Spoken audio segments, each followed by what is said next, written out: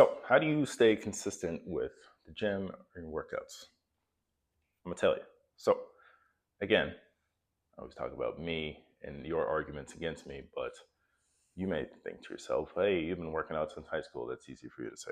All right. There have been times where I've fallen off the wagon. And I had to think, you know, I've been at it for a while and I had to uh, think back to why I would kind of take my foot off the pedal. And the couple reasons were one, I had no reason to work out. And two, the what I thought was a workout was too extreme, all right, or what I thought I needed to do was too extreme. So, if you don't know, my name is Adrian. I'm a weightlifter, and I'm here to help you get your hiney in the gym. So, with my second point, I was used to competing in weightlifting, and I thought, oh, this is what training should look like. I need to be hitting it hard 5 to 6 days a week, or 4 to 5 days a week, whatever.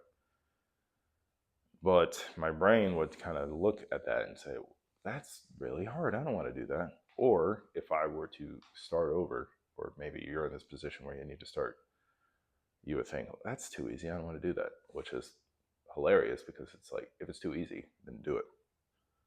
So and why do people keep showing up? All right. I always know that they have a strong reason in their heads. So that's part of it. One, you need to develop a strong reason. And two, you need to set your habits up. All right. And if you're in a rut, you're in the habit of being in a rut.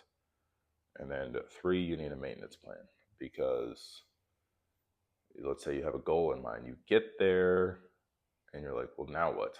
You need to maintain that or change something. Okay. People are so attached or so fixated on the goal. The high of the goal lasts for, I don't know, you tell me, a couple weeks. Like the Olympians, that when the Olympics, the glow kind of lasts for a couple weeks, but that's getting off topic. So with consistency, a lot of people just say, well, you just need discipline. And I don't like throwing one or the other out. This whole like, you don't need motivation, you need discipline. Like the spark for starting the action is motivation. All right. If I wanted to, if I said I'll give you $1 million if you do 10 push-ups a day for a month, you're like, oh yeah, I'm motivated. So the strong reason is leading to the action, and the showing up and you don't want to is discipline.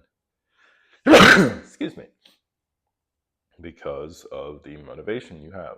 Okay. So yeah, this whole like just be disciplined thing. The stronger the reason, the easier the discipline is. Okay.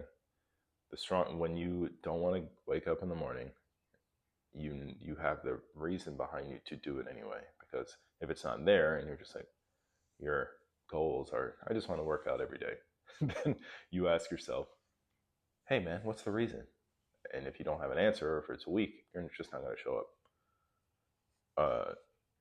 Along those lines, I want to give you full permission. You don't have to tell everybody, but to have as big of a goal as you want. Okay. People are like, don't set too huge goals, and I am like, yes, like don't shoot too far out and like have a 10-year, I want to hit this goal in 10 years, but have something inspiring. Okay. Because if it's not inspiring, you're not going to do any the boring actions to get you there.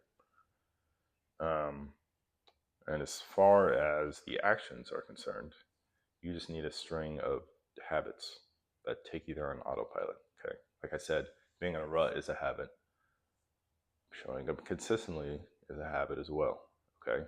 But people are just falling off the habit. And you need to understand habit formation and how you can kind of train yourself. I always say, train yourself like a puppy. Okay. When I do this, I'm going to do this next. I'm going to do this next. And here's my main thing for the day, but I've given myself a trail to follow. So I like to give action steps. Here we go. Number 1 and 1.5, whatever, is the anti-vision and the vision. Okay. Everyone talks about have a strong vision, which is at that point you have to kind of daydream. But if I said anti-vision, which means what do you not like about your life right now? Like health. Do you not like the scale? Do you not like the way you look? Because those are concrete and you can see those now. And if you are in, poor shape, or you may not even know what a vision could look like for you. So take the anti-vision, create the vision, take a previous picture of or an old picture of yourself, or a picture of somebody else, or something. Or like, I'm weak in the gym right now. All right, boom, there you go. Write down the opposite. That's your vision. You want to be a stronger person. Okay.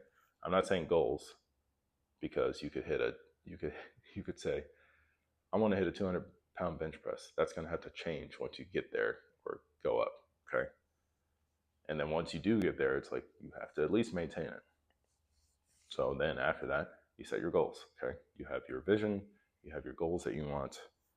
And then the next step is setting up the habits that get you there. All right.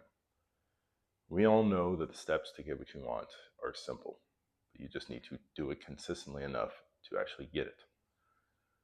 And as far as the habit thing, like, help your brain out. Like, you shouldn't be like, oh no, I need to work out today. Like, that you need to do everything. Like, let me just give you a list of what I do / what can help you. Or let's say you need to go to a gym. That means, and at some point, you need to have your workout clothes ready. All right, that's already, like, that's your habit. Get your workout clothes, and then have your kind of pre-workout nutrition. I train in the morning. Those are the two things if I'm good about it, set up the night before. Okay, I lay my clothes out and I get my kind of protein shake ready to go, so that when I wake up, I just put it on and I drink that, go. Another thing is morning workouts.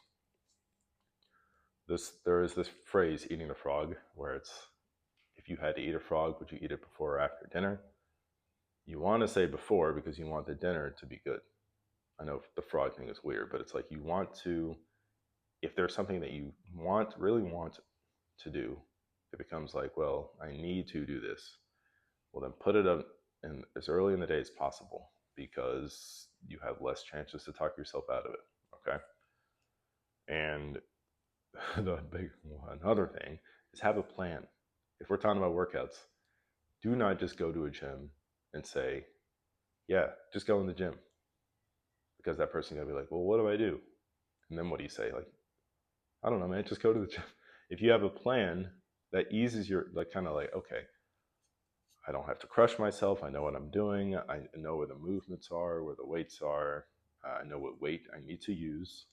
And that eases your brain. And that's just a mini little visualization. Let's say you're working out in the morning, to where when you wake up, you just kind of go on autopilot. Your brain just, you don't want all this stress built up. It's already stressful enough if you're in a rut, but you want to alleviate that stress and say, okay, here we go. Do this tomorrow. This is what you're going to do. All right, so those are 3 things that help me.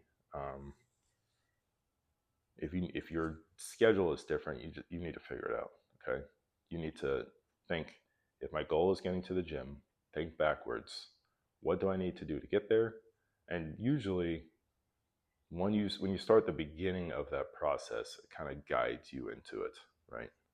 I'm not gonna lie, like, morning workouts are not easy, but once I, like, put my clothes on, get the protein shake going and coffee, start warming up, you get in, you're like, okay, your brain's like, all right, I know what to do. Let me just go. All right, no talking yourself out of it. Next thing is, have a low and high bar. Okay, now we're talking about consistency. I didn't say intensity. All right, I'd rather you show up 90 days straight and do a 10-minute workout than try to hit these 30-minute hero workouts and then show up twice a week, right? I mean, twice a week's still good, but like once every 2 weeks, something like that. Okay.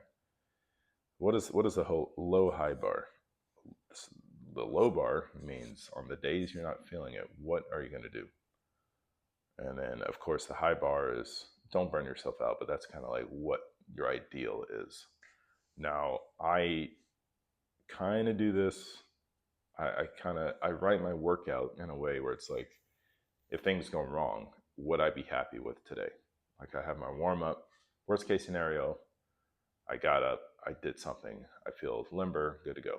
Oh, what's next? My first strength move is the squat. Worst case scenario, I can just squat and I can't get everything else. And then I'm doing strong lifts right now, but then it's like upper body and then row or deadlift. And since my squat's my priority right now, if I can get through the squat, it's kind of like the other stuff is bonus. If when the kids start waking up, okay. So low, high bar, okay. Give yourself a baseline and move up from there when you're feeling good. And then the last thing I wrote down is a maintenance plan. What in the world does that mean? So the goals we were talking about, let's say you hit it, right? You got your goal. You want to bench 200 pounds. Now what? I mean, this is just me. I would hope you want to lift more weight, right? And it kind of in the maintenance plan, it's like there's two parts. When you hit your goal, have another goal ready to go. I think a lot of people need to be in that point because if you don't have goals, you get bored. If you hit 200 pounds and that was like your life goal, you're just like, okay, now what? And now that could be, now I want to hit 250. I don't want you to think though that you need to hit 500 pounds. What I like to think of is pivot. Okay. If you, I like Kinobody actually had this, but let's say you want to bench 300 pounds and you're pushing it, it's just not there. Whatever program you're on, you need to see what a next level is, novice, intermediate, something like that.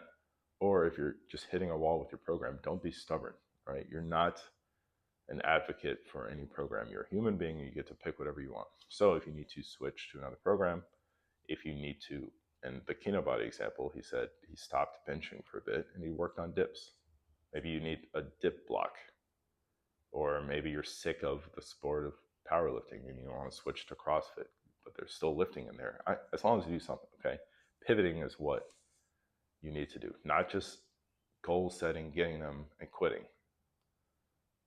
Like the fact that you're alive means ideally you're striving for more and more until you die. That's just the nature of it, because otherwise you get bored. So the maintenance plan consists of when you hit your goals, what are you going to do, right? Are you going to maintain it? I mean, that can be fine. If you're just like, I just like to exercise and maintain my 200-pound bench press. If you do that until you're 80 pounds, you're a monster. Or 80 pounds until you're 80 years old, you're a monster, and that's fine. But if you want to or need to switch things up, do it. Okay. So that's it. Consistency. Rewatch the video if you need to. If you have any questions, let me know. Look at the newsletter in the description below. Go ahead and subscribe to that. And I'll see you in the next video. Bye-bye.